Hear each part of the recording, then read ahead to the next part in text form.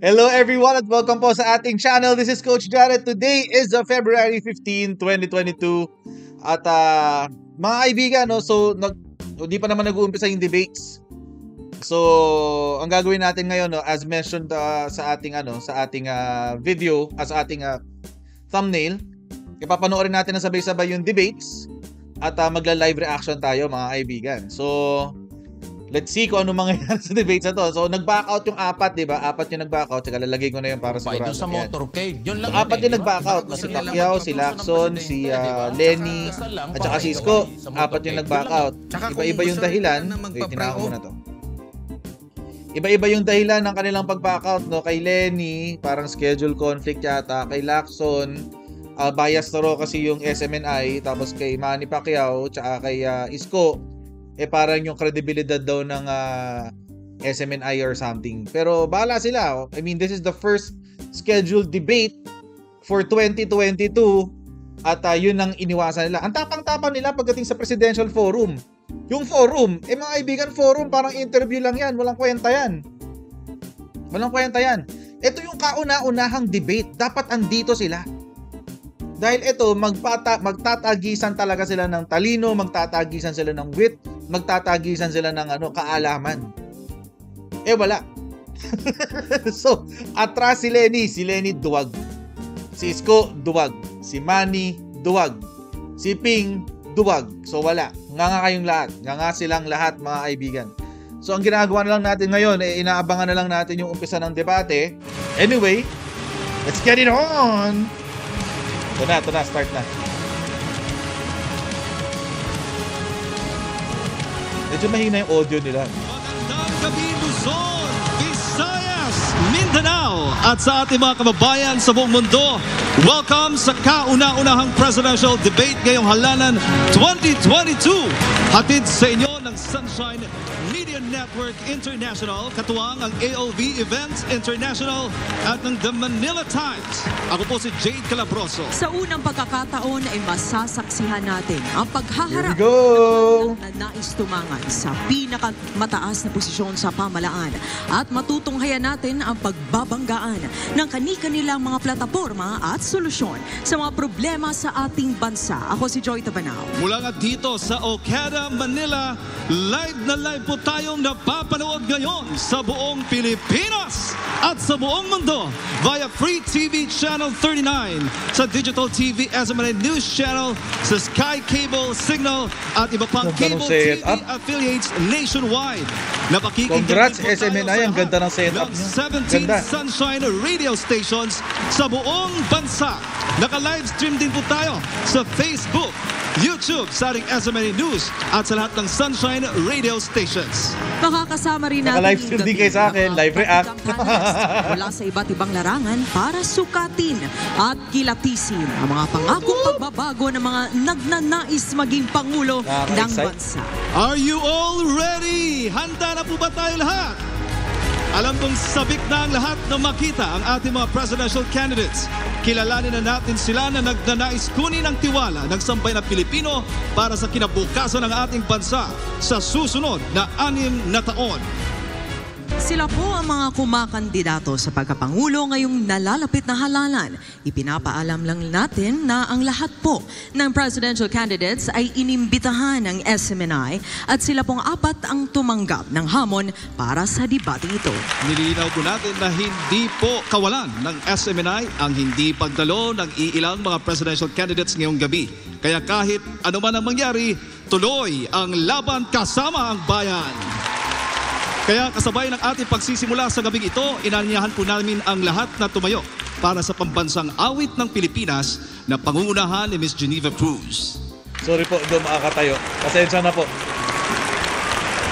May respeto na lang po tayo.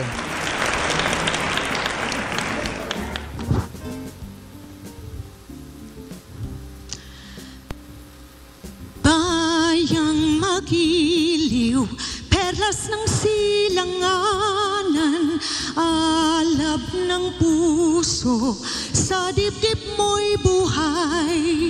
Lupang hinirang, duyan ka ng magiting, sa manlulupik, di ka dagat at bundok, sa simoy at sa langit mong bughaw. May dilagang tula at awit sa paglayang minamahal. Ang kislap ng watawat mo'y tagumpay na nagniningning. Ang bituin at araw niya kailan pa may di magdidilim.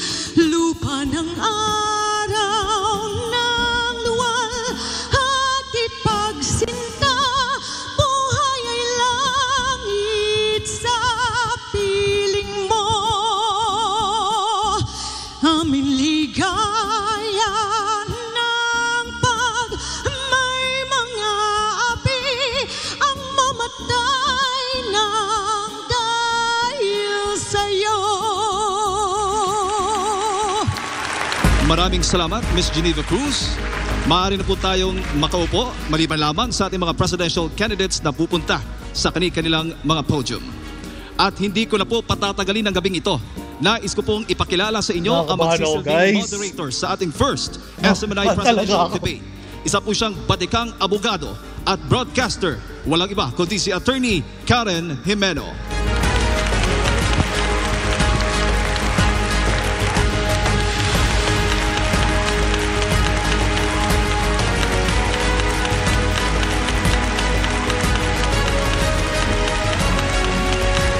Thank you, Jade and Joy.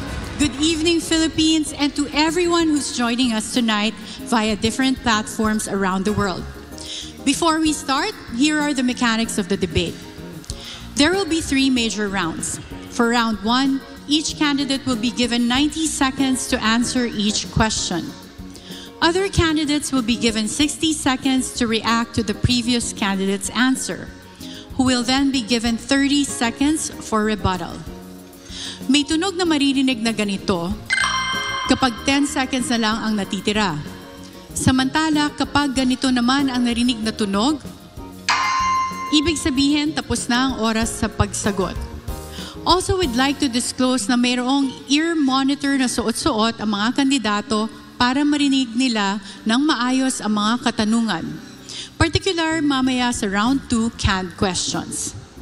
Notepads and pens are also provided by the organizers if the candidates wish to jot down their ideas on paper while the debate is ongoing. Finally, spectators are reminded to observe silence at all times. No boos, no shouting, no unnecessary noises. Let us all focus on the debate with respect. Tahimik ang mga aktivista.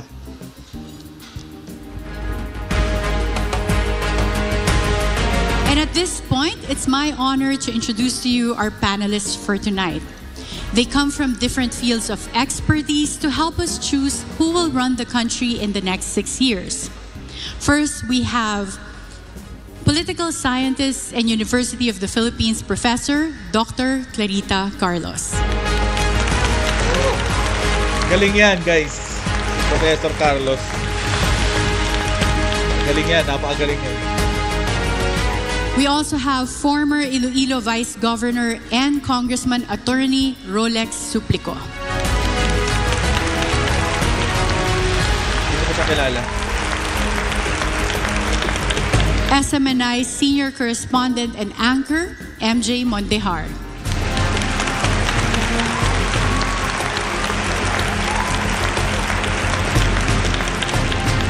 And the Manila Times CEO and President, Dante Klink Ang II.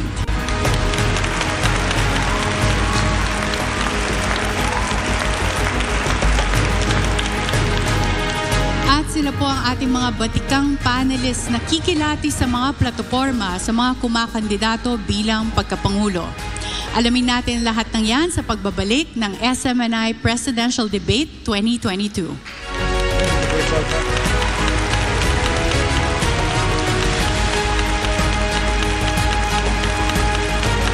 Parang medyo nakakabitin yun na. Medyo nabitin ako ng slide.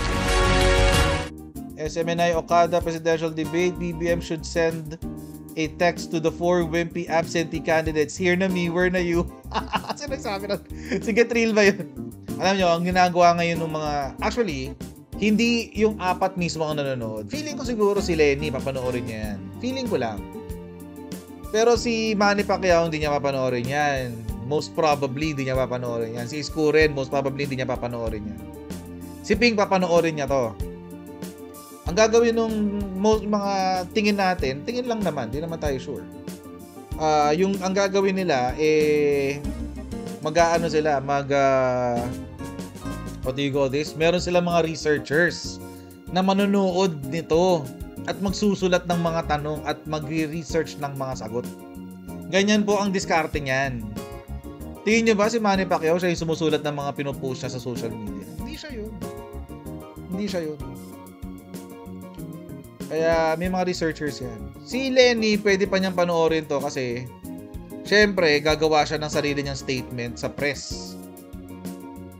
So pwede, pero pwede rin si ano na lang ang manonood niyan, si Barry Gutierrez. Diba? Ganun-ganun lang naman yan. So tingnan natin. Kapag mamaya, mga kaibigan, merong mga komento ang Lenny Robredo, sabihin natin sa kanya, ba't hindi ka nagpunta? May reaction ka pala, ba't hindi ka nagpunta? Ang pundasyon ng pag-ahon ng ating ekonomiya ay nakasalalay doon sa ating kanayunan. Pangalawa, paunlarin natin ang paggawa ng sarili nating manufaktura. Kailangan natin ang sariling industriya. Walang bansang umuunlad ng walang sariling industriya. Hindi pwede na habang panahon, ang lahat ng ating pangailangan ay ating ini-import. Mag-i-export tayo ng mga murang produkto at mag-i-import ng napakamahal, laging deficit. At para matapos yung deficit o mapunan ang deficit, kinakailangan natin mangutang. At yan ang nangyayari sa mahabang panahon, kaya tayo baon na baon sa utang mula noon hanggang sa ngayon. Pangalawa, kinakailangan nating ayusin ang problema ng ating kalusugan. Tugunin ang pangailangan at kahilingan ng ating mga health workers. I-provide ang kailang mga pangailangan na proteksyon sa kailang pagkatrabaho, dagdag na sahod, dagdag na benepisyo, at dagdag na personnel na kailang makakatuwang sa pagharap sa pandemya. Dahil delikado kapag itong mga ito ay natukso na kumuha o tumanggap ng alok sa ibang bansa at iiwanan tayo, baka magkaroon ng problema dahil nasa kamay nila ang kaligtasan ng ating mamamayan. Pangalawa, para din sa kalusugan, kinakailangan... Thank you, Calio Adim.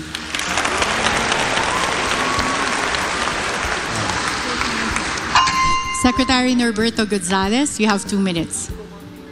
Well, baka hindi ko kayang tapusin sa loob ng 6 na taon yung gusto kong mangyari sa bayan natin.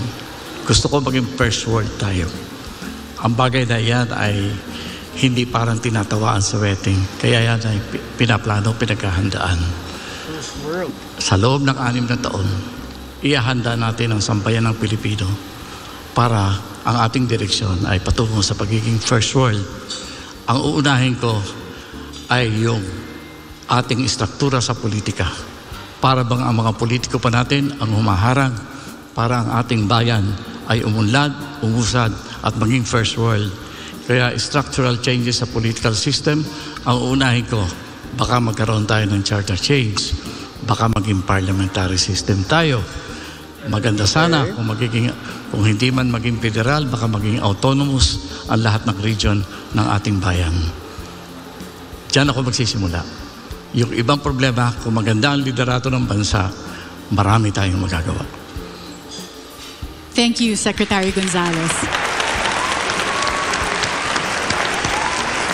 Next, Senator Bongbong Marcos, 2 minutes. Maraming salamat sa lahat na nabigyan kami ng pagkakataon upang pag-usapan ang ating mga problema na hinaharap. Sa tagal ng aking pagsiservisyo, ngayon lang po ako nakakita ng ganitong krisis na hinaharap ng ating bansa ngayon. At pagka tinatanong ko sa taong bayan kung ano ang kanilang kauna-unahang pangangailangan, ang laging sagot sa akin ay trabaho, trabaho, trabaho. Kaya't ay dapat natin magdagdag ng trabaho para mabigyan ng mas magandang buhay ang mga naghihingalo ngayon dahil sa pandemya, dahil sa krisis na dala rin ng pandemya. Sa aking palagay, ang mga sektor na ito ay unang-una yung MSMEs, yung Micro, Small, Medium Scale Enterprises. Dahil 95.5% ng ating negosyo ay nasa kategoryang yan, 62% ng employment ng mga employer ay nasa kategoryang yan. Kaya at bukod pa ron, sa pag-aaral ko, nakita ko na sa bawat gastos ng gobyerno, malakas ang balik ng pag-create ng trabaho, dadami ang trabaho. Pangalawa, agrikultura. Kailangan natin patibayin ang agrikultura natin, pagandahin uli natin ang agricultural sector natin. Dahil napabayaan ito na matagal at nakita nung pagdating ng pandemya kung paano tayo naghirap dahil umaasa na lang tayo sa importasyon. Bukod pa ron ay maraming trabaho ulit ang may bibigay kapag tayo ay nag-invest sa agrikultura. Pangatlo, isa sa pinakamabilis sa aking nakikita na industriya na makapagbigay ng trabaho ay ang industriya ng turismo. Ang industriya ng turismo ay madali kasi ibigawin natin ito para sa ating mga kababayan. At sa ilalim nito ay ang ating infrastruktura, kasama na dyan ang digital infrastructure para pagandahin ang ating internet, palawakin Senator ang ating Marcos, bandwidth, the time is up na po. ang ating internet service. Yeah. Thank you, Senator Marcos. Next, Secretary Ernie Abella, 2 minutes. Practical. Magandang gabi po sa lahat. Sa akin po pakikipagsalamuha sa katauhan for the past several months. Nakita ko na parang nakaupo po tayo sa isang social volcano. Ang laki po ng agwat na mayaman at mahirap. Pangalawa, parang nawala po ang tiwala ng tao sa gobyerno. At pangatlo, mukhang wala pong pagmamahal. Para maharap po ito ay nakita ko po meron pong 3 bagay na pwede nating gawin. Una-una, gawin patas ang bayan. Pangalawa, magkaroon tayo ng gobyerno na darama. Pangatlo, ay magkaroon po tayo ng isang matatag na bayan. Paano po gagawin yung gobyerno na darama? Unang-una po, katulad po na nasabi ng ibang kasamahan natin ay lagi nababanggit ng agrikultura. Pero ang plano po natin ay gawin po natin isang mega industry ang agrikultura. Hindi lang po siya basta paigtingin, kundi gawin po talaga natin siyang isang mega industry para in one blow masagot po natin ang mga pangailangan from research and development all the way to production, all the way to farm gate prices, all the way to marketing, all the way to post-harvest facilities. Tuloy-tuloy po siya. And then the other thing po, para maharap din po yung maisoli ang tiwala ng tao sa gobyerno, ay kung po pwede po paigtingin natin, let's activate once more civil society. Ibalanse po natin ang power between government and big business, and then make sure that it is balanced, it is rebalanced. The power is rebalanced by the effective use of effective release of civil society. Pangatlo po is para po maibalik ang pagmamahal ng mga tao, lalo kabataan sa bayan, ay ating plano po ay paigtingin din po ang isang confident national identity na kung saan po magkaroon tayo ng isang national volunteer corps between ages 18 and 35. Maraming salamat po. Thank you, Secretary Ernie Abella. Well said for our opening statements. Napakinggan na po natin ang kanilang mga opening statements at ngayon naman alamin natin ang kanilang mga solusyon sa iba't ibang problema ng bansa sa pagbabalik ng SMNI Presidential Debate 2022. Okay, let's process it mga kaibigan. Iproseso natin yung mga sinabi. Common thread mga kaibigan, common thread sa mga sinabi ng mga aspiring presidents ay yung pagtutok sa agriculture, di ba? Napansin natin yan yung common thread, pare-pareho silang sinabi. Ano tanongin yung kinakain ko? Bawal nga mag-ads, di ba? Okay. So, yun yung common thread, no? Yung agriculture, pagtutok sa mga magsasaka. In fact, I think it was Abella sa huli. Nagsabi na gagawing mega industry yung agriculture. Okay, so covered from end to end yun eh. From research to industrial technology, tapos marketing, etc. etc. So, yun yung sinabi niyan. Which, kung tutuusin mga kaibigan, kapag nakarinig na kayo ng interviews ni BBM sa ibang mga sa ibang mga networks, yun din ang sinasabi niya. Ang sinabi niya, tututukan natin yung research hanggang supply chain. Ibig sabihin, from research hanggang sa operations, pag-aani, pagbebenta, hanggang merkado, i-cover natin yan dun sa plataforma ni BBM sa agriculture. Yung kay Calio di medyo what do you call this? Medyo hindi siya kasing detalyado nung katulad ng sinabi ni BBM tsaka ni Abella. It's ang dating sa akin, yung tunog lang naman, ang dating sa akin, ito yung standard na sinasabi ng mga aktivista kapag sila'y nagrarally. 'Di ba? Parang ganun yung tunog sa akin . And what's new, 'di ba? Kung sasabihin sana ni Calio di na merong ng mga yung detalye kung paano niya tutulungan ng mga magsasaka, mas maganda, mas malinaw. Kay Norberto Gonzales, medyo idealistic masyado yung kanyang plataforma. Ang gusto niya mangyari is gawing first world ang Pilipinas. Yun. Gawing first world. Medyo maganda, syempre. Lahat naman tayo gustong gawing first world ang Pilipinas. Magandang gawin. Kaso may hindi niya nasasagot yung kung paano. Siya rin mismo sinabi niya hindi yan mako-cover ng 6 years kung siya yung mananalo. Hindi yan kaya makover ng 6 years. So, ano yung unique naman sa kanila? Yung unique sa kanila is actually ang medyo unique ng konti yung kay BBM at saka yung kay Abella. Tama kay Abella. Yung kay BBM tsaka yung kay Abella. Kasi yung kay BBM may karagdagan pang, kasi yung kay BBM kasi meron siya nung sa agriculture, pero kasi sanga-sanga yan . Yung agriculture dapat sinusuportahan yan ng very very strong MSMEs or micro, small and medium enterprises. Kasi mga kaibigan, sino ba ang nagbebenta ng mga pataba ng lupa? Hindi yung mga micro, small and medium enterprises. Sino ba yung nagbebenta sa palengke? Mga MSMEs din. Sino ba ang nagbebenta ng mga tools ng mga magsasaka na yan? Yung mga punla. Mga MSMEs din. So kailangan maayos yun. Maayos natin yung sistema ng MSMEs, masuportahan sila, matulungan sila na lumago.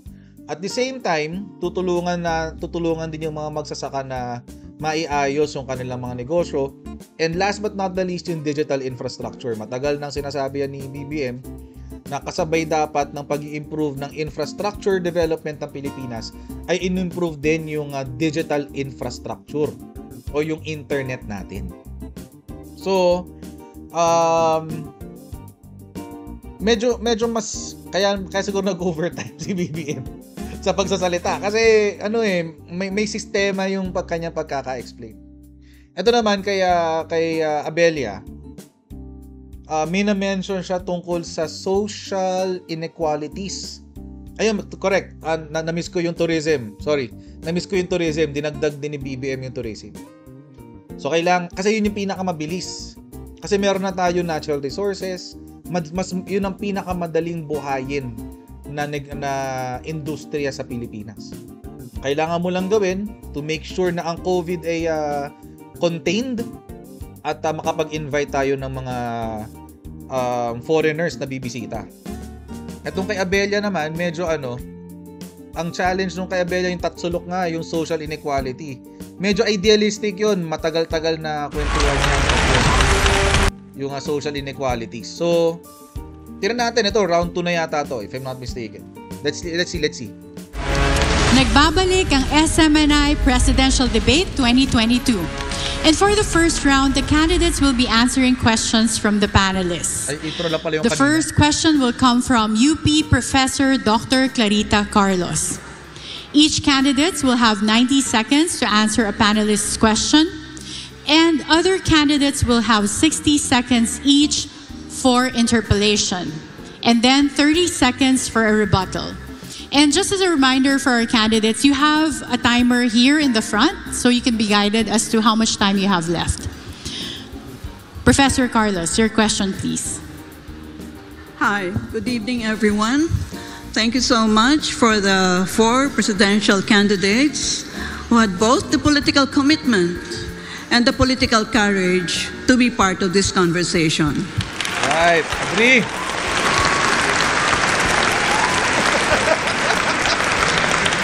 Thank you very much, Professor Carlos. My area of research and expertise is on foreign policy and defense and security. So my first question will be within the rubric of these issue areas. All right. If the Quad were to become a collective security alliance, you, as our country's chief architect of our foreign policy, are you going to make the Philippines as a member of the Quad? Why and why not?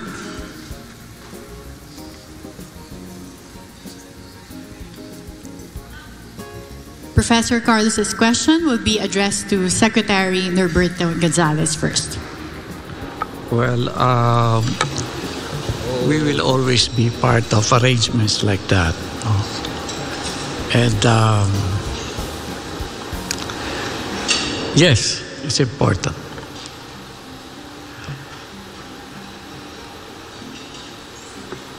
Dapat lagi kasi may mga kasama tayo kung may mga hiharap tayo mga problema sa mundo.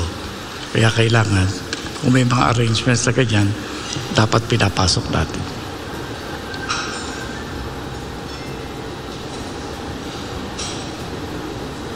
Okay. Secretary Gonzales, if you have nothing to add, the other candidates may react to his answer. I think Secretary Ernie Abella. Yes. Quad is a group, The Australia, Philippines India, Japan, and needs US. to retain an independent foreign policy, and in which case it needs to be able to dance between the 2 great powers. As we can maintain relationships with them, but not to join, however, because we need to be able to maintain that specific independent stance.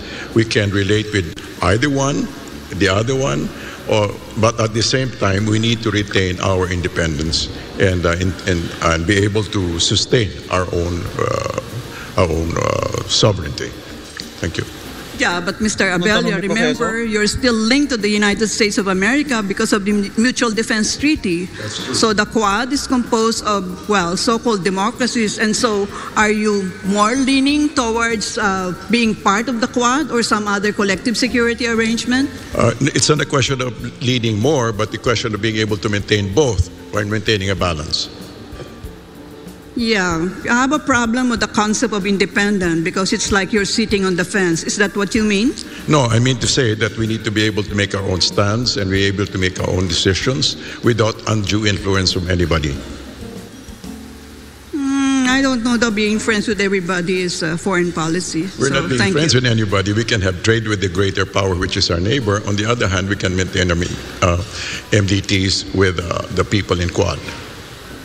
Yeah, well, the reason why, and this is for all the candidates, I asked this question is that right now I'm sure the big powers are trying to carve their own spheres of influence. Right. And because we've always been within the sphere of influence of the United States of America, the Quad is simply an extension of this proposed collective security arrangement.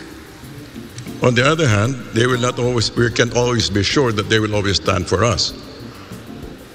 Well, of course, nobody can answer that question, even if we ask Biden today, you know. Thank you. Thank you.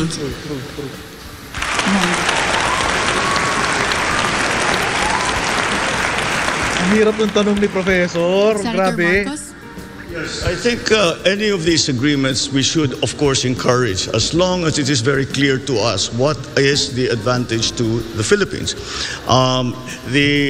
What the professor just mentioned was she spoke about the great powers trying to carve out spheres of influence. I reject that model that I believe no longer applies in the geopolitics of the modern world.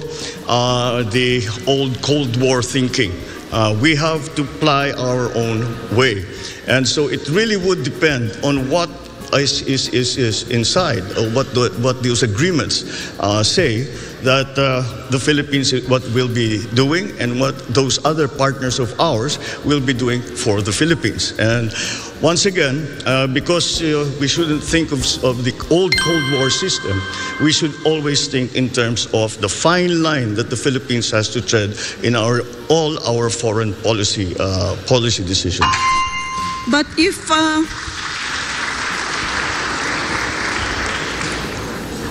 Mr. Marcos, if you reject the concept of spheres of influence, does that mean you're going to scuttle the Mutual Defense Treaty when you become President of the Republic?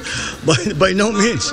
Linked to the United States of America as a defense ally. No, by no means. The relationship with the United States, our special relationship with the United States, is not something that we can treat, be cavalier about. It is a very important one, and it has stood us in good stead for over 100 years.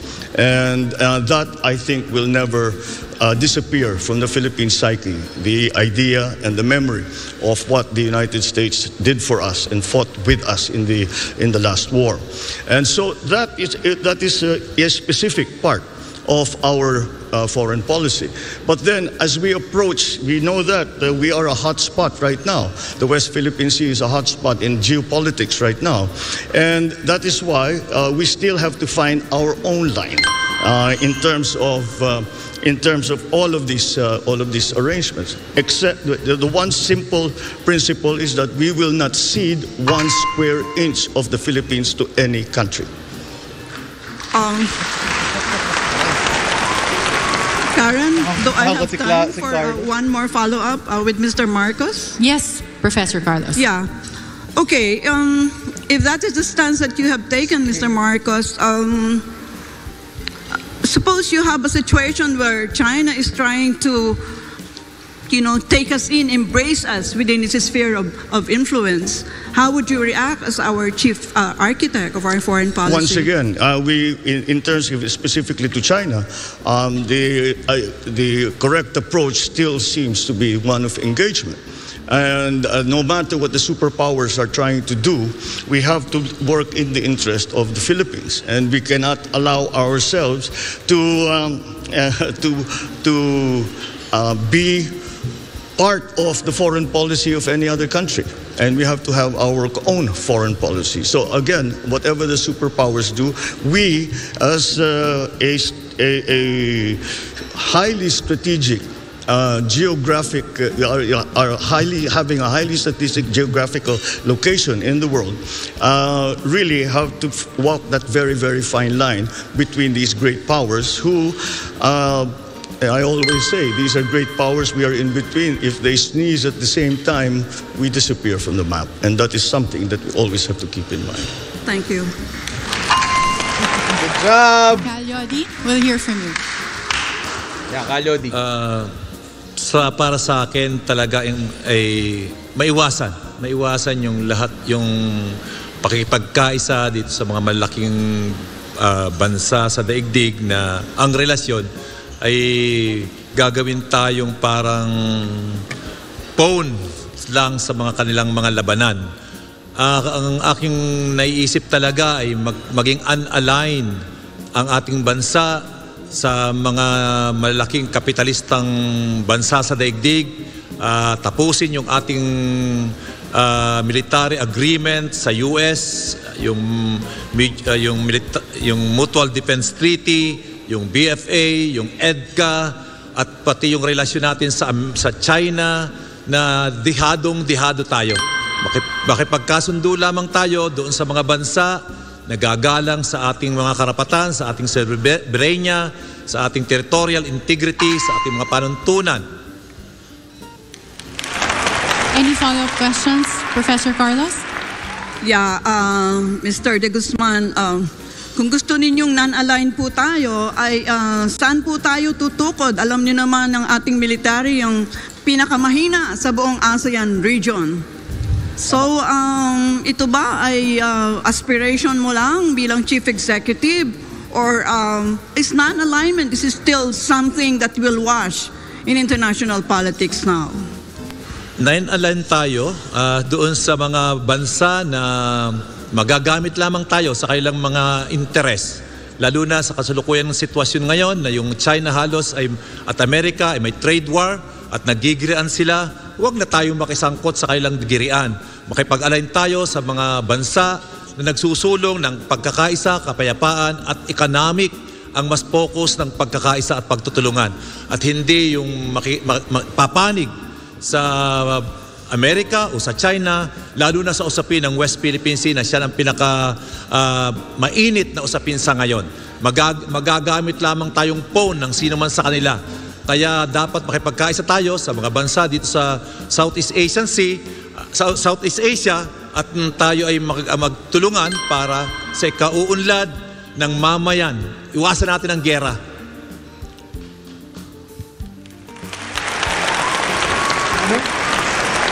Is there any rebuttal from our candidates?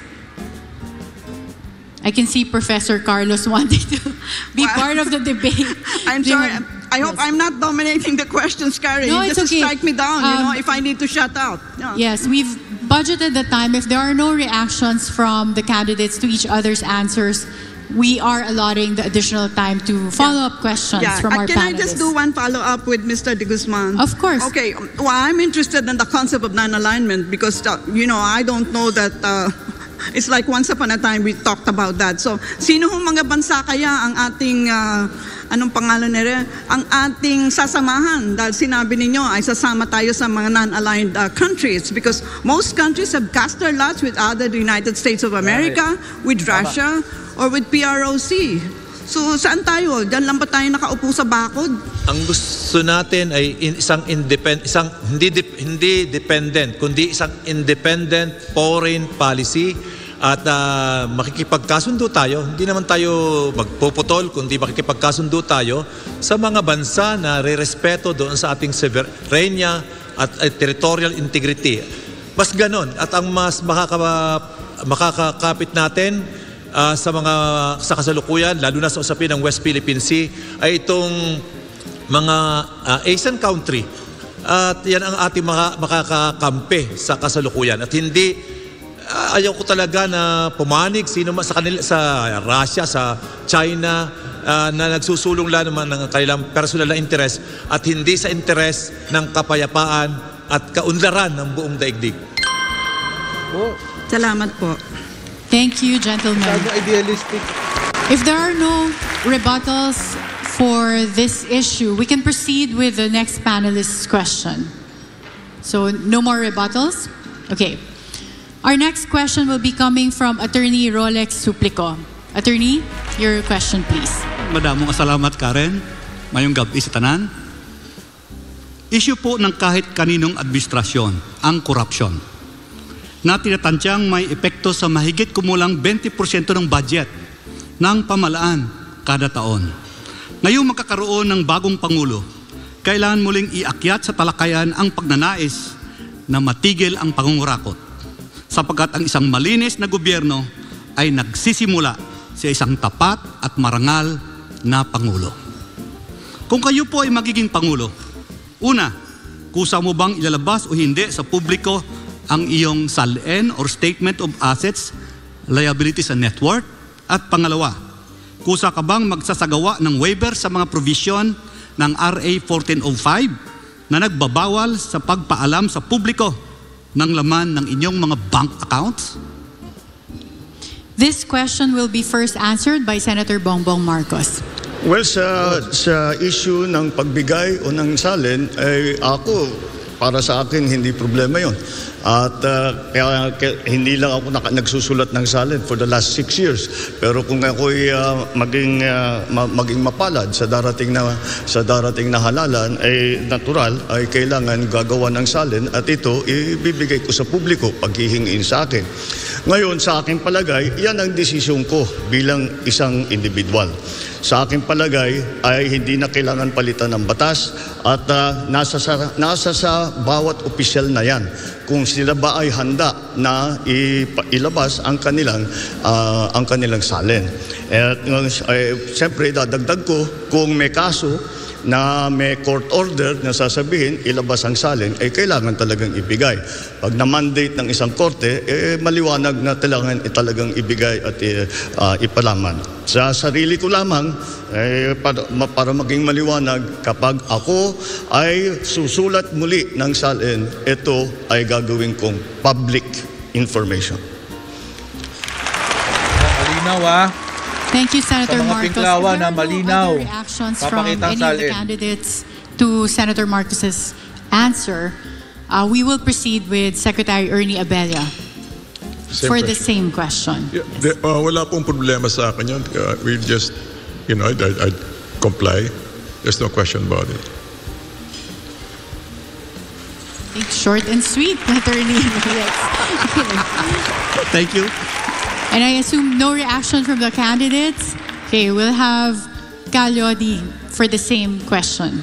Dapat lang na ilabas, no? Dapat lang ilabas. Ito, walang problema sa akin na ilabas yung salin at igawing publiko. Great, another straight to the point answer. And of course, Secretary Norberto Gonzales. Okay lang. Okay lang na ilabas yan. Pero, alam mo, siguro medyo dagdagan pa natin ng konti.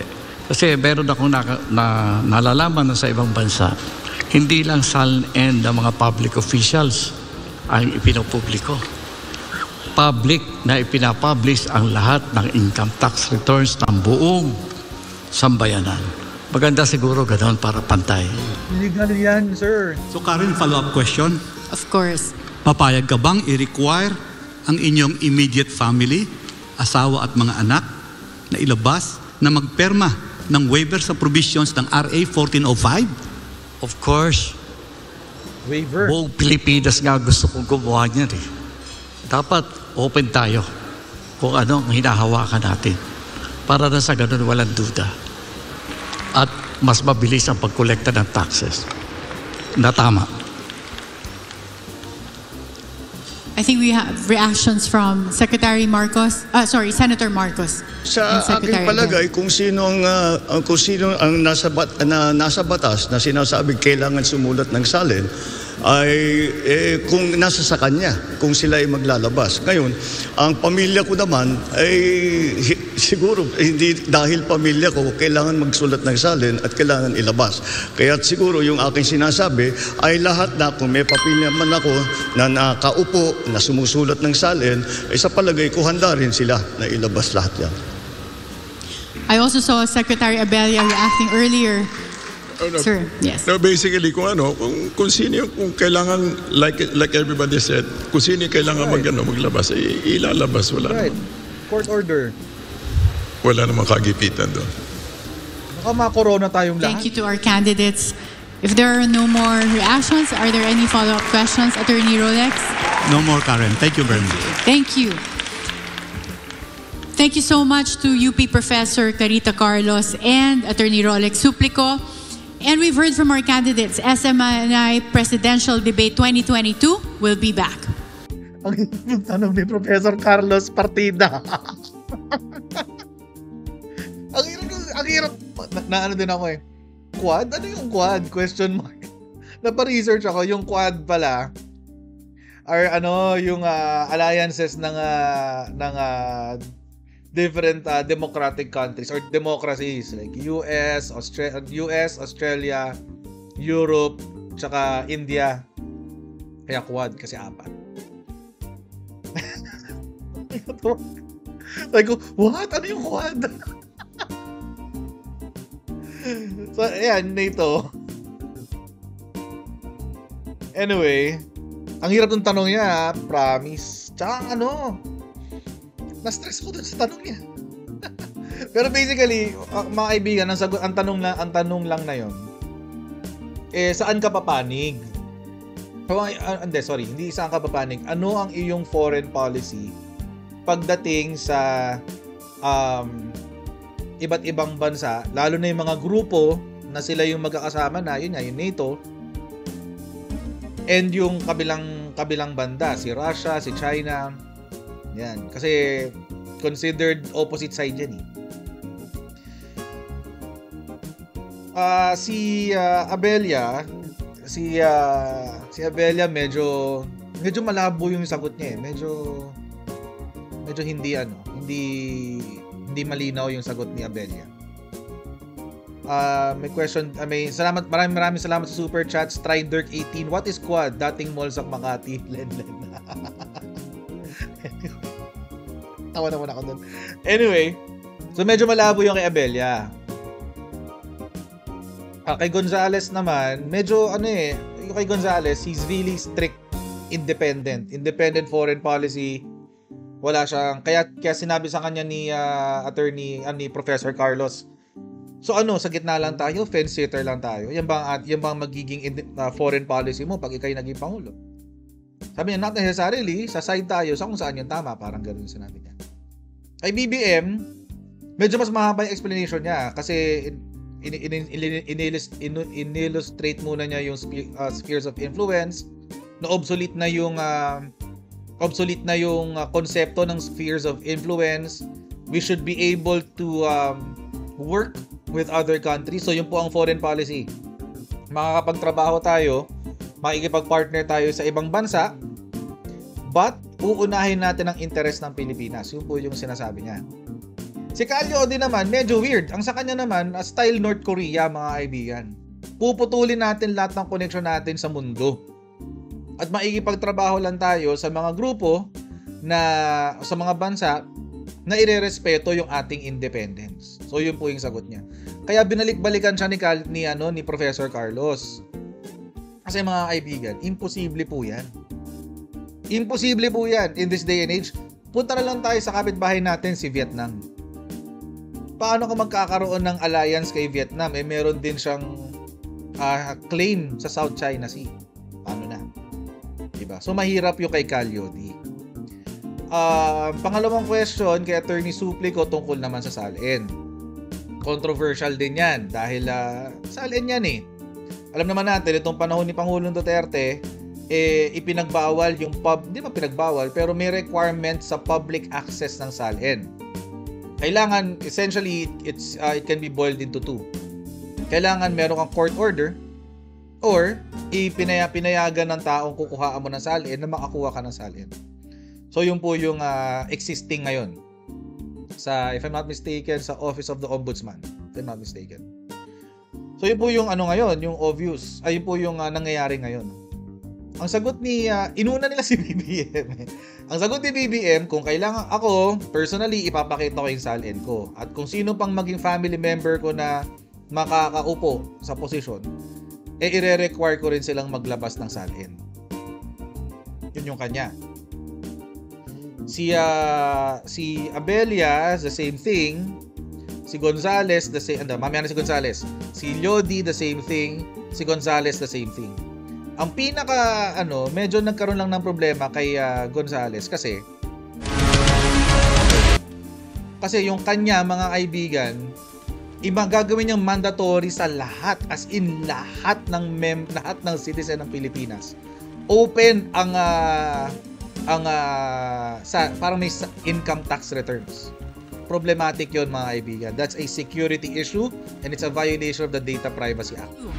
At sa ating pagpapatuloy, ang magtatanong naman po ngayon ay ang Chairman and CEO of the Manila Times, Mr. Dante Clink Ang II. Mr. Ang, go ahead. Magandang gabi po sa inyong lahat. Professor Carlos started us off with a foreign policy question, and I'd like to ask something similar where it converges with gut issues. The public discourse on the West Philippine Sea often glosses over the interests of the smallest stakeholders. It was refreshing to hear several candidates for president mention the need to allow Filipinos to fish in the disputed areas, but we have not heard specifics.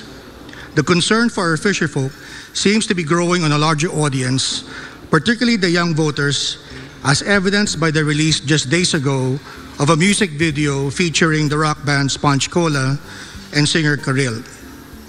If elected president, how will you look after the interests of small fishermen who are occasionally harassed by foreign vessels and often crowded out in the controversial area by fishing boats from countries with competing territorial claims like Vietnam, Taiwan, and of course, China? The first candidate to answer this question is Secretary Ernie Abella. All right. The fisher folk would come under the Agri-Powerhouse. And in the same way that we have promised that we seek to provide as much support as we can, we'd also like to do the same thing for fisher folks. One of the things that has been proposed is that they be accompanied by our, for CGs, white ships, that sort of thing. But on the other hand, first and foremost, maybe what we'd like to do is we're planning to set up a board of agricultural investment who could probably bridge a conversation with this competing interests with Vietnam, let's say, or China, so that we can come to some sort of an agreement. We can have a conversation and allow them to be able to fish peaceably. We'd like to begin first by bridging those gaps between countries and not just allow tensions to fester on the sea, on the waters, so to speak. So we'd like to be able to first reach out economically, reach out diplomatically, and work out some sort of a system, some sort of a code of conduct to be able to handle that. Thank you. Thank you, Secretary Abella. Same question to Calio de Guzman. Malaking problema talaga yung ginagawa ng China dito sa ating mga mangingisda, no? At ang kailangan talaga natin ay hindi naman natin kayang labanan, girahin yung China dahil sa klase ng inabot ng ating military capacity. Tingin ko dapat gamitin natin yung panalo natin sa International Tribunal at kakampihin natin yung mga iba pang mga hinaharas ng China dito sa Southeast Asia para itulak yung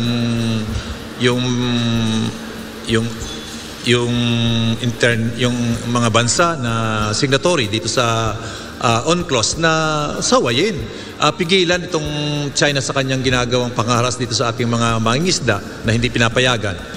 At gamitin natin, siguro economic diplomacy gamitin natin para i-pressure yung China na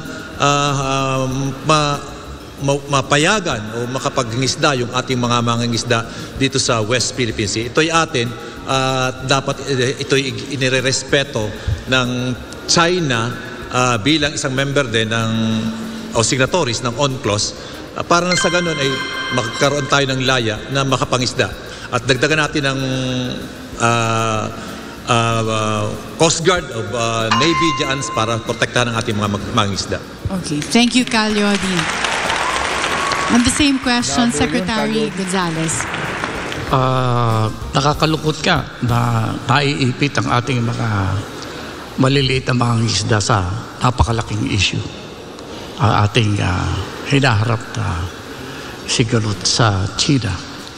Kaya tingin ko, dahil malaking usapin yan, para wag lang mapunta sa panganib ang ating mga maliliit na mga isda na pupunta sa teritoryo in dispute today, medyo tulungan na muna natin ang gobyerno para huwag sila magutom. In the meantime, kailangan ay suriin nating mabuti ang nangyayaring sigalot sa West Philippine Sea. Iyan talaga ang ugat ng suliranin ng maliliit nating mga isda. Huwag nating ipatong sa balikat ng mga maliliit ang malaking problema na hinaharap ng bansa. Tutulungan natin sila economically. Ilalabas natin sila sa panganib, pero haharapin natin ang China. Ang nakikita ko lang sa usapin na ito, para bang nawala ng respeto ang bansa China sa atin. Kaya kung tayo kikilos, uunahin natin ang pagbibigay ng respeto sa ating bansa. Kung tayo makikipag-usap, dapat nire-respeto tayo. Kung wala yan, mahirap makipag-usap. Kaya ang unang aksyon, respeto para sa atin. May programa tayo para dyan. Thank you, Secretary Gonzales. Senator Marcos. Marami talaga tayong issue, hindi lamang sa conflicting camps sa gitna ng Pilipinas at saka China. Kaya't ngayon lang ang nakita kong national election na naging issue ang West Philippine Sea or ang foreign policy. At sa palagay ko, sa dami ng ating kailangan ayusin sa ating pagsasama, sa pagkaalyansa natin sa China, puntahan natin ang ASEAN at magpatulong tayo sa ASEAN. Dahil ang ASEAN ay meron din binubuo na code of conduct para sa ASEAN at saka sa China at sana maipasa na yan. Punta pati tayo sa UN at magpadala tayo ng delegation sa Beijing para kausapin ang Presidente Xi at sasabihin paano ba natin ayusin ito at paano ba natin gagawin para hindi na maulit itong nangyari sa nakaraan. Thank you, Senator Marcos. Mr. Ang, any follow-up questions? Yes, the question is what specific policies you will adopt. And Senator Marcos, you mentioned in the interview you had with DZRH and the Manila Times earlier that you wanted to use diplomacy over military solutions. I mean, are you changing that policy now? No. And in that same interview, Calyodi was saying that he wanted to make the West Philippine Sea a zone of peace. And now he's talking about possibly escalating the situation in that area. It's undeniably that we have to deal with China. The question is, as president, how will you do it? No, the reason I spoke about putting a military presence there is so that the government, the Republic of the Philippines, has a presence there to show to China that we are defending what we consider our territorial waters.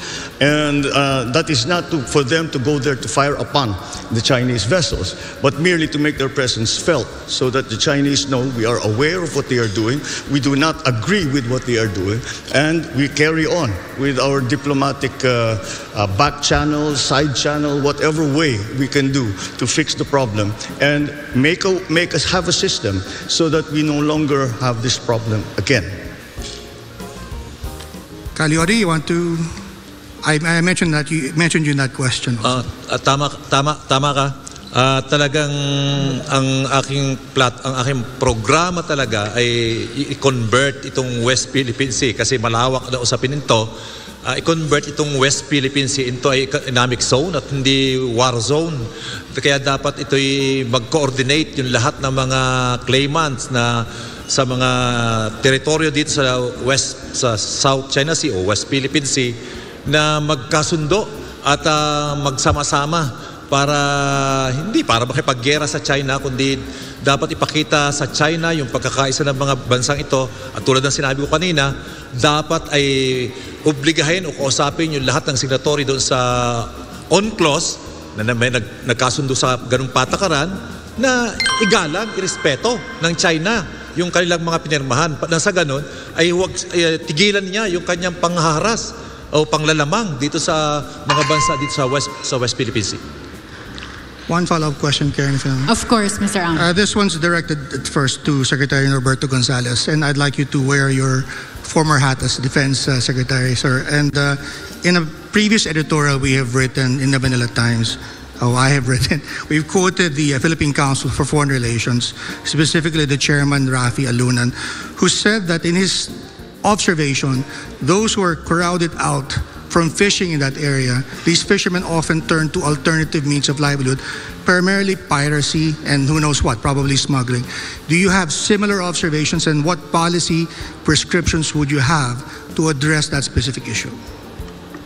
I think first thing, we have to make clear to China that we cannot be pulled into an argument that is superficial to the real question in the area. They're trying to provide us with an emotional event or activity that our small fisher folks are not able to fish. Do you know what China is doing behind this? They're actually selling this fish as what they call as some kind of a fish for nationalism. Sinasabi nila na itong mga isda na ito dapat binabayaran ng mas mahal kasi ito ay nahuhuli sa isang lugar na ipinagtatanggol natin. They're making this issue. They're using our fisher folks to make this issue as simplistic as a an issue of fisher folks not being able to fish in their area that is theirs. If I will be given a time, I'll add a little more. Well, sabi niyo po may programa kayo. Pwede po ba natin tumbukin in a few seconds? Ano po ba yung programa na yan? Alam mo na wala ng respeto ang ibang bansa sa atin. Akala nila nabibili tayo, pwede tayong laro-laruin. Kailangan magpakita tayo ng kaunting, hindi para makipaggera. I was advocating national mobilization. What does this mean? Our young people should be trained for whatever exigency. There are signs that China might tempt us. Kasi alam natin ang China ayaw ng gera. Pero pagka territory ang question, nakikipaggera sila. Tinatanggap natin, mahal ng China ang kanilang bansa. Handa silang makipaggera kung kinakailangan para sa teritoryo. Dapat nating ipakita bilang bansa na kaya nating gawin yan. Mahal natin ang ating bayan. Handa rin tayong tumindig. Mahina tayo, pero kailangan magsanay. Any reactions from our candidates? Hindi ko naintindihan yung sagot ni Secretary Sec. Abella. In this matter, I think we should continue to examine the COC ASEAN Plus One, the ASEAN Plus One conversations with China, and in order to be able to address these things diplomatically before we engage in anything more drastic. Thank you. Thank you, Secretary Ernie. Senator Marcos. Yes, and furthermore, I think, as I said, that this is not something that that we should consider as isolated from the general problem or the general discussions that we are having with the People's Republic. It should be the first part, in my view, because what we are, as Filipinos, we are most concerned at this moment, the immediate concern, na makabalik ang mga mangingisda dun sa kanilang palisdaan. Yun ang unahin natin. Ngayon, pag nakahanap tayo ng kasunduan sa People's Republic of China, ay siguro baka nasimulaan na natin ang pag-uusap tungkol sa West Philippine Sea. Dahil kung nasabi natin, amin yan, at tumanggap sila, umpisa na yan. Diyan tayo magsisimula at dahan-dahanin natin itong problema na meron tayo sa China. Thank you. More reaction from Calyodi. Tulad ng sinabi ko kanina, malalim yung dahilan ng China, yung pagiging aggressive niya sa pagpunta dito sa West Philippine Sea, pagsakop sa ating mga teritoryo. Hindi lang yan, dagdag na lang yung usapin ng pangingisda. Ang totoong dahilan ay yung presence ng Amerika dito, yung mga aircraft carrier niya dito. At yun ang gusto niyang proteksyonan, yung kanyang sariling bansa. Kaya yun ang problem kapag tayo kumampi, either sa Amerika o sa China, ay may ayari tayo, maiipit tayo sa kita dahil ito'y banggaan lang dalawa. Thank you, Calyodi. Are there any further reactions from our candidates or rebuttals? Masasabi ko lang na huwag nating payagan. Yes, Secretary Gonzales. Masasabi ko lang na huwag nating payagan na gamitin yung maliliit natin sa mga malalaking usapin. Hindi malaking gastos. At masasabi ko, matutuwa ang ating mga maliliit ang mga isda na pumupunta doon kung bibigyan sila natin ng ibang opportunities economically. At pwedeng paliwanagan ng ating mga isda na ito usapin ng bayan natin. Kaya huwag muna kayong mag-isda dyan. Huwag kayong paggamit. Kasi ginagamit ang issue nito para takpan ang tunay na malaking issue sa West Philippine Sea. We have a follow-up question from Professor Clarita Carlos. Yes, there is no doubt that what is being fought over here is fish, isda. No? And so there is also no doubt that the food security of China cannot be at the expense of the food insecurity of the rest of us. Now, let's move away from the pseudo-militaristic perspectives that some of you have noted earlier. And how about thinking about a regional fishing agreement, which is along the lines that Mr. Abella talked about a while back? The reason why I talked about that is, well, there's a personal reason because I'm writing a book on regional fishing agreement. And since any one of you will become the President of the Republic of the Philippines, I was wondering if it is worth writing that book on a regional fishing agreement. Why not? Who wants to take on that question and statement if first? I may, Senator Marcos. I beg to differ that this is about fish. It is not about fish, in my view. It is about territorial waters, and that when we have these 200 Chinese boats coming and blocking our fishermen, it is to assert their claim that this is part of their territorial water. And that is why you cannot separate the problems that we're having with the fishermen from the larger problem that we are having in our conflicting claims with China, and for that matter, for other countries in ASEAN. And that's why we have to look at it as maybe an opening. I always mention this, that we have to try every single way that we can. And I remind everyone that China and the United States came together because of ping pong. And who would have thought that that's where it would start? Who knows where our coming together will start?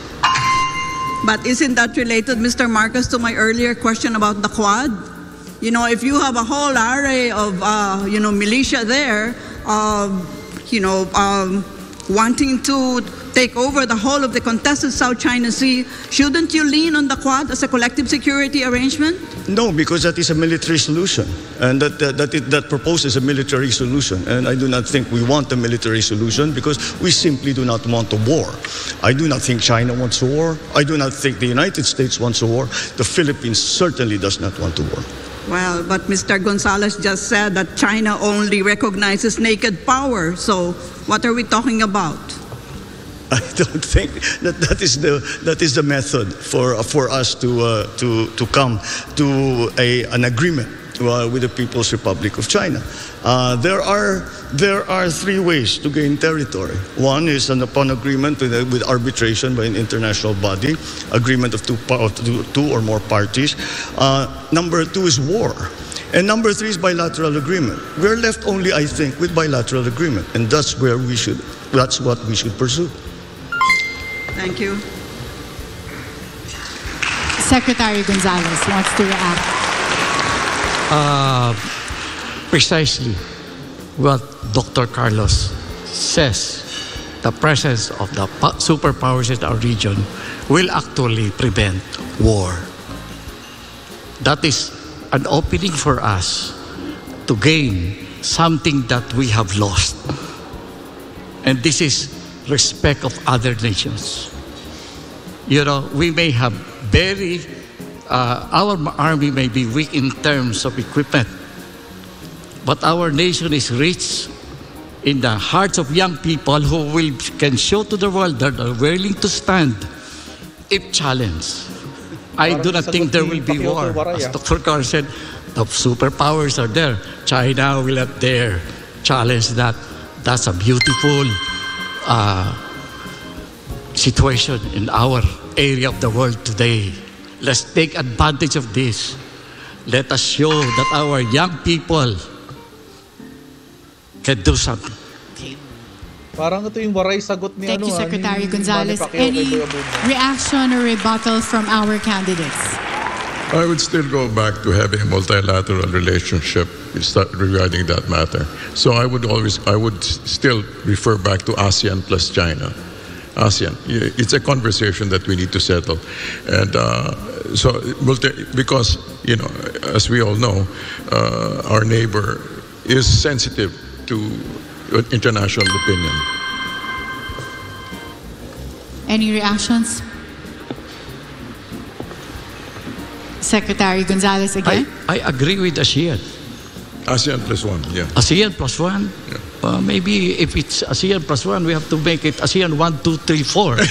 Yeah, we cannot just limit it to ASEAN plus one if we want a dialogue. Isda muna. Yeah. So, ASEAN, yes. Because we belong to ASEAN. We need our neighbors in this business. But if we want to engage with other countries like China, then we have to, I think, to also talk to other big countries in the area. But I would like to go back to my... Secretary, we're out of time for your reaction. Yes. Senator Marcos, I think please.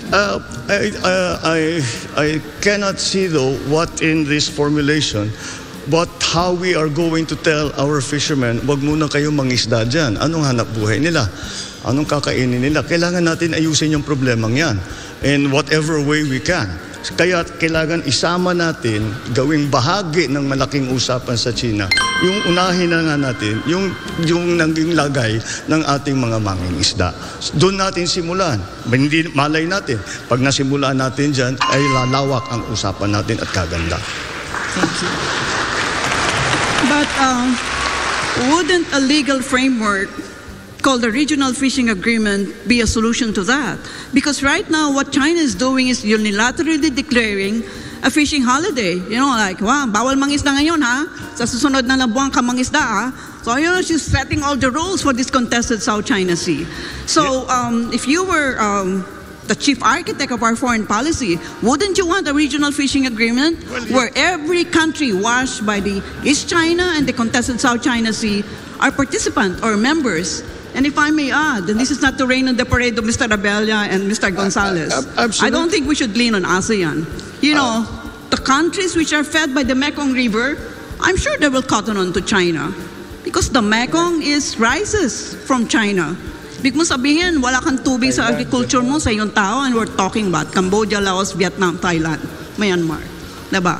So, yeah, to repeat, I'm not raining on your parade, but I doubt very much that we should lead on ASEAN.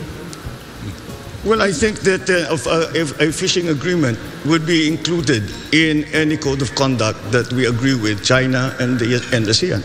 That definitely should be part of it, because it is not a problem that we are suffering by ourselves. Other members of ASEAN have the same problem, and that is why it will be critical to have a robust and effective code of conduct between ASEAN and China must include the issue of fishing rights. Yes, that's my point. Pull the leg of China into a regional fishing agreement. Well, Otherwise, they already have entered into an agreement, into a code of conduct agreement years ago. Yeah, but they're doing bilaterals. They are trying to do it bilaterally, and that's why I think it is more to China prefers to handle these issues bilaterally between their country and another country. But I think that the multilateral approach is still going to be important. We will pursue every avenue that we can. And Secretary Gonzales, I can see you raising your hand, as well as Calyodi. In that order, sir. You were first, Secretary Gonzales. Well, I agree with the regional fishing agreement. That's very important. We can discuss that. But precisely, what the Chinese is trying to do with our small fisher folks is to actually move us away from the major issue that we are facing in the West Philippine Sea. The West Philippine Sea is about territory and about forward defense. The Chinese have been planning to establish a forward defense facility in that part of the world. Happens to be Philippines. They say it's China. We say it's ours. They are establishing a forward defense strategy, and sometimes we want, well, I will not wonder why. Calyodi knows the answer. Speaking of Calyodi, you're next. Tingin ko talagang posible at magkakasundo doon sa regional agreement para doon sa karapatan ng bawat isa na mangisda.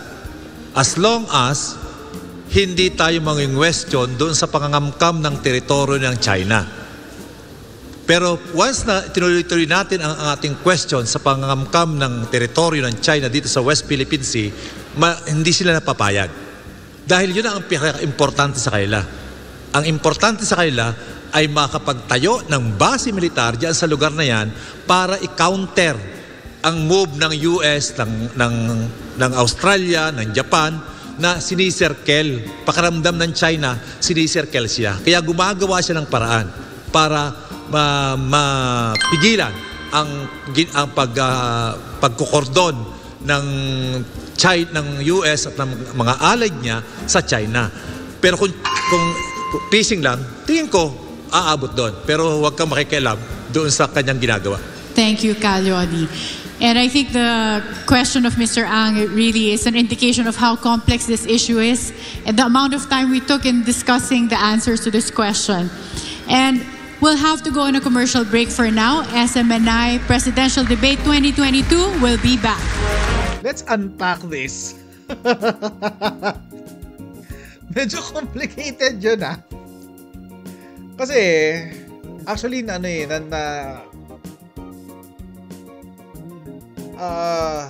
at one point, naligaw yung question doon sa fishing. Bakit?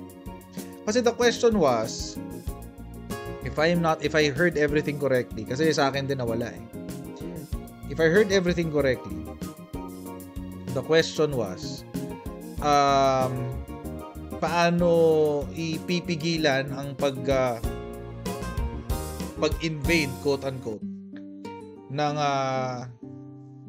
China sa West Philippine Sea. Ang una nilang, if I'm not mistaken, ang unang sumagot si Gonzales. Si Gonzales, medyo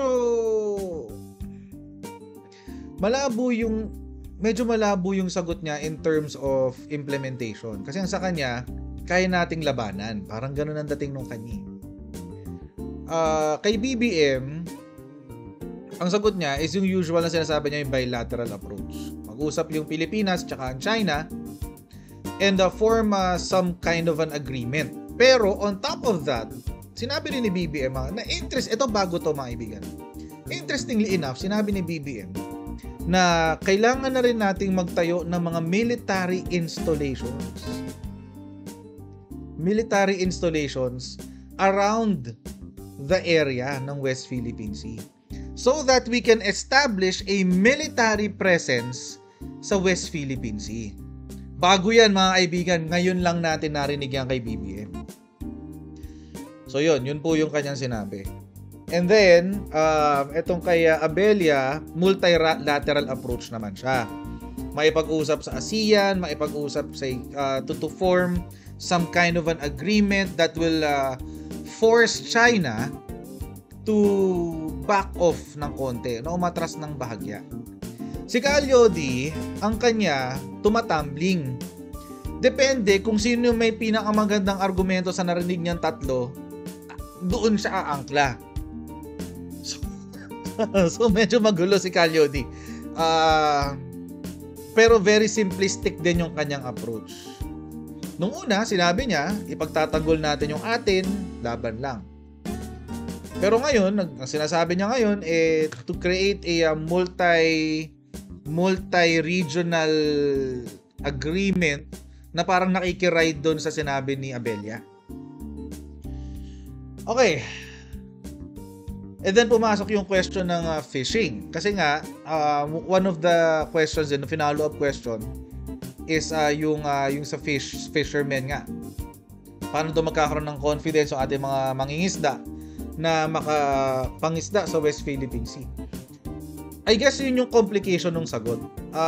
May mga complications kasi na hindi mo na kailangan mo lang siyang i-address isa-isa. Si BBM, umpisa natin kay Abella. Kay Abella, ang sa kanyang sagot ay once again, multi-regional approach. Pareho sila ni Gonzales. Na sinagot naman ni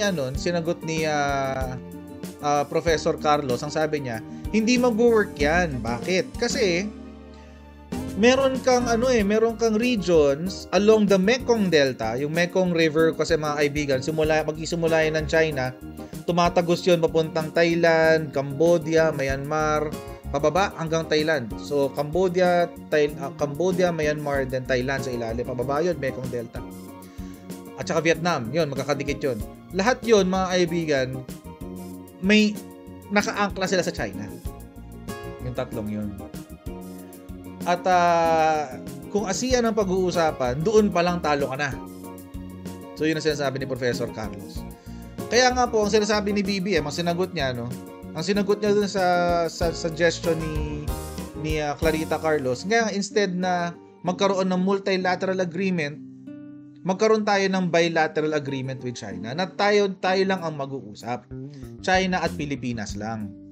Na dahil naman itong mga ibang bansa na to nakaangkla na kay China, they will have to honor that agreement. So, ganun. Si Calyodi, hindi ko alam kung ano yung sinasabi ni Calyodi. Labo eh.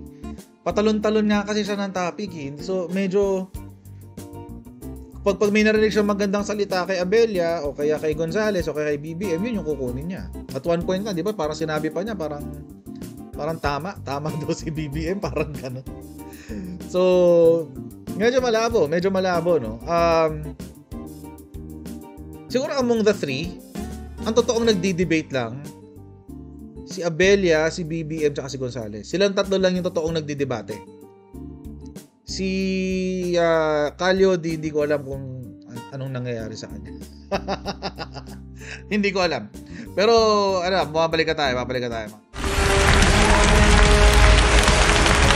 Fishing expedition daw si Lodi. Presidential Debate 2022. And the audience is very alive here, live at Okada. And you know, our candidates have been answering so many questions from our panelists. And now we have an additional question from our panelists, SMNI News Senior Correspondent and Anchor MJ Mondejar. MJ, your question please. Thank you, Attorney Karen. Medyo mainit yung talakayan sa issue ng China and West Philippine Sea. Now let's get back to the basics. Gentlemen, if you become the next President of the Republic, how do you plan to feed the 110 million Filipinos and the next generation if the prices of staple foods continue to increase? Specific po sana ang paglalatag po ng mga plano. Maraming salamat. For this question, we'll have Calyodi as the first candidate to answer. Ang plano ko ay tulad ng una kong sinabi kanina, talagang dapat buhusan natin ng malaking pondo, doblehin ang pondong ilalaan natin para sa pagpapaunlad ng ating agrikultura, ng ating mga magsasaka, ng ating mga mangingisda, ng ating mga naghahayop upang palakihin ang kailang ani at mag-invest tayo doon sa research and development para masigit pang paparamihin yung huli ng ating mga mangingisda. Hindi dapat tayo mag-i-import ng mga sibuyas, bawang at galunggong, gayong napaka-agricultural ng ating bansa. Kaya kinakailangan nating gumawa ng roadmap para pagpapaunlad ng ating sakahan. At itigil natin yung rice tarification law na nagpapahirap doon sa ating mga magsasaka. Yun ang ating gagawin. And then magtayo tayo ng post-harvest facilities. Nang sa ganon ay matiyak natin yung balanse ng supply ng pagkain natin. At sa eksakto dapat nating tugunin. Kung kaya nating kalahati ng ginagastos ng ating mga magsasaka, igawin natin. Nang sa ganon ay lalong maingganyo sila ng pagsasaka at yung ating yung anak ng mga magsasaka ay huwag tumakas sa kailang sakahan at ipagpatuloy ang ginagawa ng kanilang mga amang magsasaka. Thank you, Calyodi. Next, Secretary Gonzales, same question. Well, agrikultura talaga ang departamento na gagamitin natin para magkaroon tayo ng sapat na pagkain. Maayos natin ang ating food security. Pagyayamanin natin ang pagtatanim sa bukid at sa karagatan, sa mga bodies of water. Practice yan sa iba't ibang bansa na sinisid natin ang mga bodies of water. At siguro, ayusin din natin ang ating other sources of protein like yung kalabaw. Siguro makikiusap tayo sa Kongreso na payagan na natin kainin yung kalabaw. Hindi natin kinakain yan. So these things are known by our technical people in the Department of Agriculture. Pero meron akong gustong iniligay na isang subject. as an adjunct to the agriculture. Iyan ay ang ating usapin sa lupa. Ang agrikultura natin ay hindi yumayabong kasi may mga diferensya tayo sa ibang patas at policy natin sa agrikultura. I'm specifically mentioning our law on agrarian reform. Ang mga malalaking lupain na ang iba ay sinasaka ng mga nakakaintindi ng agrikultura, pinagputol-putol natin, ipinabigay natin. Dapat tignan natin mabuti ano nangyari sa kabuhayan ng mga maliliit at Thank you, tumanggap ng Secretary. maliliit na lupa. Unfortunately, out of time. Next, we have Senator Marcos answering the same question. Ganun talaga, kailangan natin ayusin ang sektor natin ng agrikultura. At nakita kaagad ito nung pagdating ng pandemya na hindi tayo makapag-supply ng pagkain para sa ating mga kababayan dahil umaasa na lang tayo sa importation. Umaasa tayo sa importation dahil hindi na pinaganda ang agricultural sector. Kaya sang-ayon ako sa sinabi ni Calyodi na dapat ibisahan natin sa R&D. Kailangan yung mga, lalo na may climate change ngayon, yung mga bagong varieties ng palay, ng kahit na lahat ng tanim ay pag-aralan natin para mas magandang magiging ani. Tapos lahat ng ayuda, lahat ng fertilizer, lahat ng pesticide, dapat makabili tayo ng mura. Tapos may pautang. Kaya siyempre kasama dyan yung patubig. Hanggang sa post-harvest facilities, hanggang sa processing, dadagdagan ko lang hanggang sa pag-retail. Dahil kung ang gobyerno ang humahawak sa buong production sa buong linya ng produksyon hanggat sa pagbenta sa retail, ay ang gobyerno ay hindi dapat kumita. Kaya maipagbibili nila ng mas mura. Dito ay naranasan na natin ito. Nung nagkaroon tayo ng Masagana 99 dun sa production, meron tayong IRI at saka PhilRice dun sa R&D, meron tayong FTI dun sa NFA, ng price stabilization, hanggang sa Kadiwa Store. Yun siguro ang modelo na pwede natin gayahin at ulitin. Thank you, Senator Marcos. Secretary Abella. Salamat. One of the first things we'd like to do pag nagsimula pag God willing nakaupo tayo is to be able to set up a Board of Agricultural Investments. Now, it will be directly under the Office of the President na kung saan it will work closely with the Department of Agriculture. Department of Agriculture can provide the technical and the Board of Agricultural Investment can provide the entrepreneurial aspects for this. No? Ang plano talaga natin is na gawin talagang mega industry ang agrikultura. No? And maybe tatanong kayo, how do you fund it? Among other things, we'd like to be able to access at least 1% with GDP. 2021, ang GDP po natin was 17.5 trillion. So mga 1% of that would be about 150 billion na kung pwede natin magamit siya in order to develop this mega industry. Ang gusto po natin mangyari is to increase wages, increase revenue, rural income, at to protect, magkaroon tayo ng konti economic nationalism.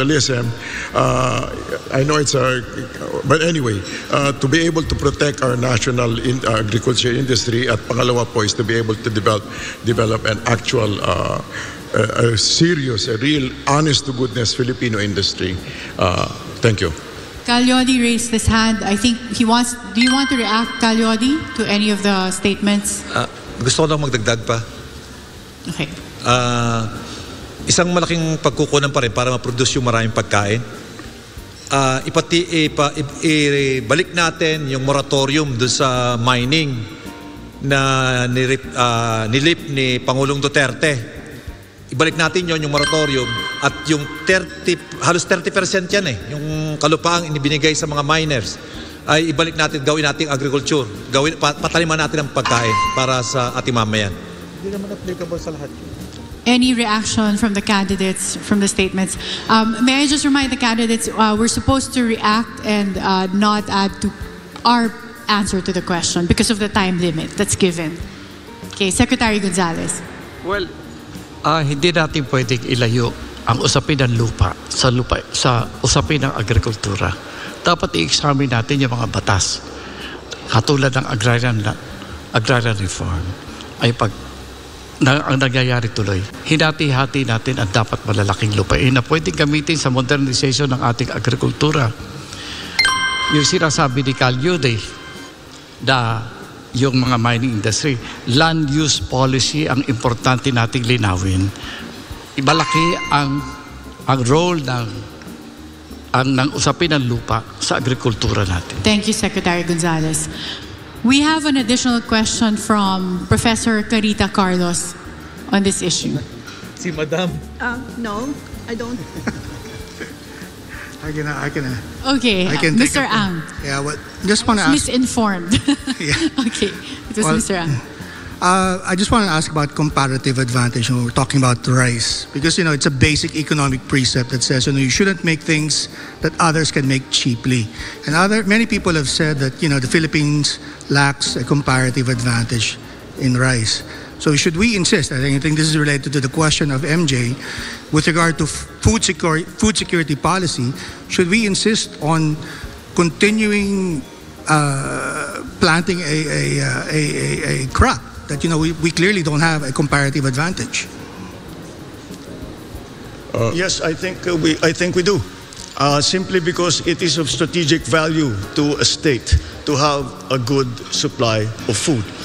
So that, again, like any crisis that comes, magkagera man, magkaalitan man tayo sa Thailand at saka sa Vietnam, sapat ang ating supply ng simulaan natin sa palay. Ngunit kailangan din yung lahat ng isda, lahat din ng nag-aalaga ng hayop, ay kailangan yon lahat ay patulungan natin para kahit ano pang mangyari. Kagaya ng pandemya, nakita natin kaagad, napaabot na nga tayo sa sitwasyon na mahirap paniwalaan na ang Pilipinas ay nag-i-import ng galunggong.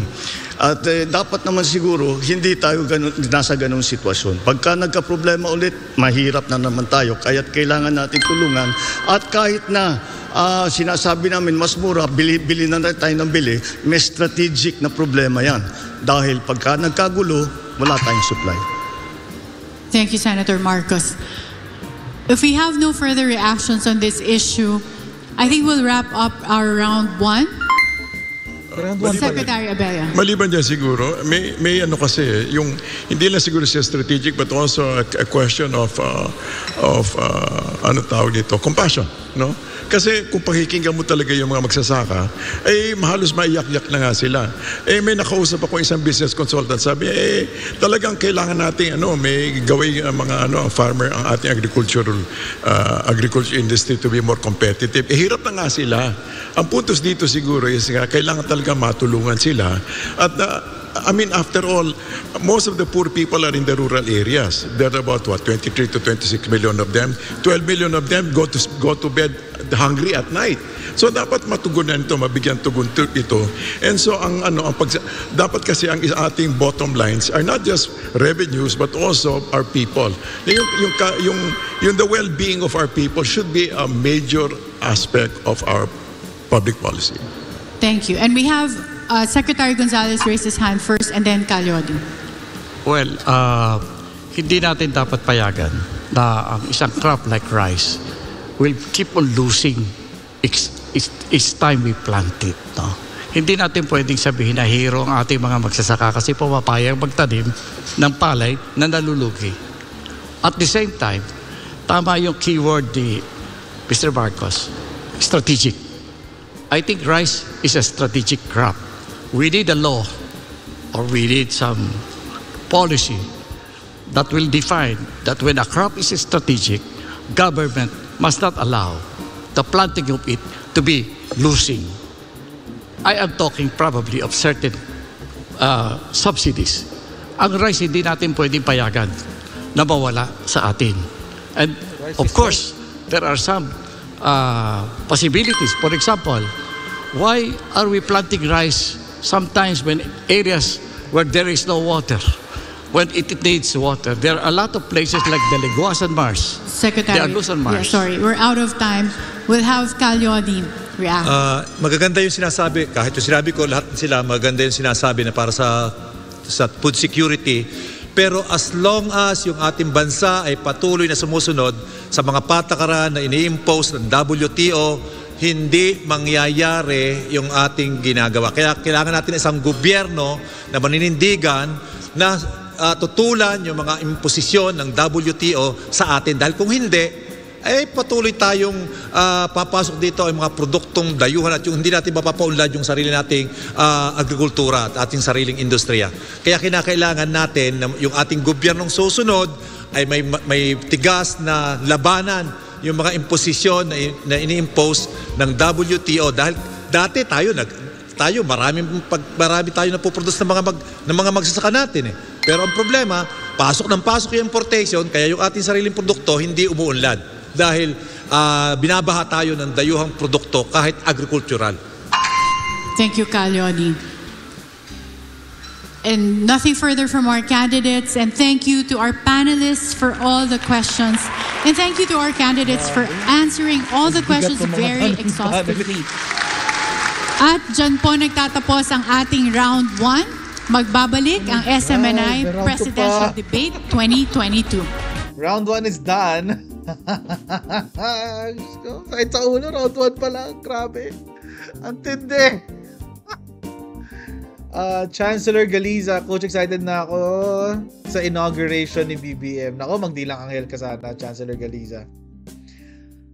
Oh my God, ang sakit sa ulo ng round 1.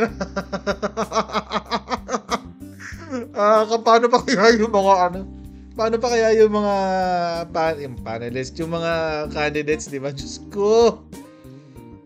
Hats off to all of you, pati kay Calyodi, hats off sa'yo. Tindi niya. Antindi niya. But anyway, again, let's unpack this. The issue of land use. Okay, si Calyodi yung unang sumagot. Ang kanyang sagot dyan ay una, yung pagbibigay ng lupa sa mga magsasaka. Pangalawa, itigil yung moratorium on mining.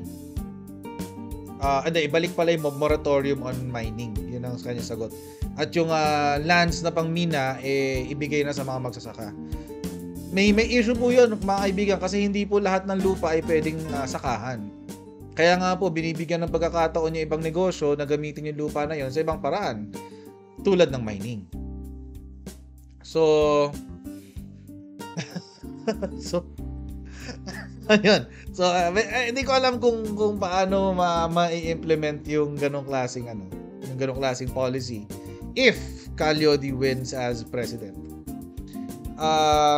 Sa iba naman, halos pare-pareho lang sila ng sinabi. It's to strengthen the agricultural sector at magkaroon ng isang kay BBM nang galing magkaroon ng isang strategic product. Na in our case is rice, kasi we have always been, for the longest time, the Philippines has always been a rice producer. In fact, meron nga tayong International Rice Research Institute.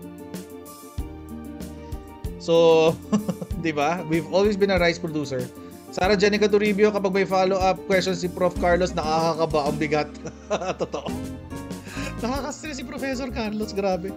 But anyway, parang di-defend ng thesis, parang stress. Anyway, tuloy natin. So yun nga, no? So, to have a strategic product na yun yung ating tututukan. Like, tulad nga na sinabi ni BBM, yung rice. Kasi the rice is life, mga kaibigan. And to some people, extra rice is life. So, napaka-importante po no? But si Gonzales focused more on the land use. Meron na po tayong bill on the Land Use Act. Land Use Bill pala. Now, for some reason ay hindi umuusad-usad sa Kongreso. Hindi natin alam kung bakit. Pero siguro kasi malakas ang lobbying power ng mga Panginoong may lupa. Yun ang tawag ng mga aktivista dyan Panginoong may lupa. Yan. Malakas siguro ang lobbying power nila kaya hindi napapasa yung Land Use Bill na yan. But yun, mga kaibigan, antindi no questions, my goodness. Isa rin sa naging sagot is yung ayuda ni Gonzales, yung ayuda. As much as possible, ayuda. Kaya naman kay Abelia, actually sa lahat, including BBM to be honest, yung merong may pinaka siguro concrete, not necessarily concrete, pero yung siguro kasi na-communicate niya na maayos yung step by step. Or siguro dahil naunahan lang siya ni BBM, nauna lang siya kay BBM. Yung kay Abella, yung kay Abella, very specific. Alam mo yung direksyon niya, alam yung pupuntahan. Actually, pareho sila ng sagot ni BBM kung tutuusin.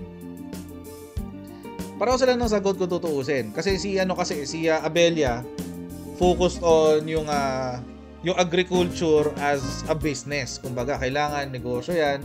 Suportahan natin from end to end. Ganon din naman sinabi ni BBM na yung end to end.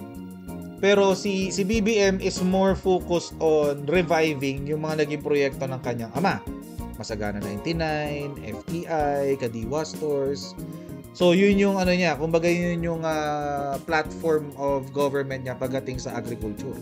Okay, but again mga kaibigan, I'll see all of you tomorrow. And sa mga nasa abroad, God bless your day. Sa mga nasa Pilipinas, God bless your rest. Bukas na po tayo mag-shoutout mga kaibigan, alright? Bye everyone, and I'll see all of you tomorrow. Bye!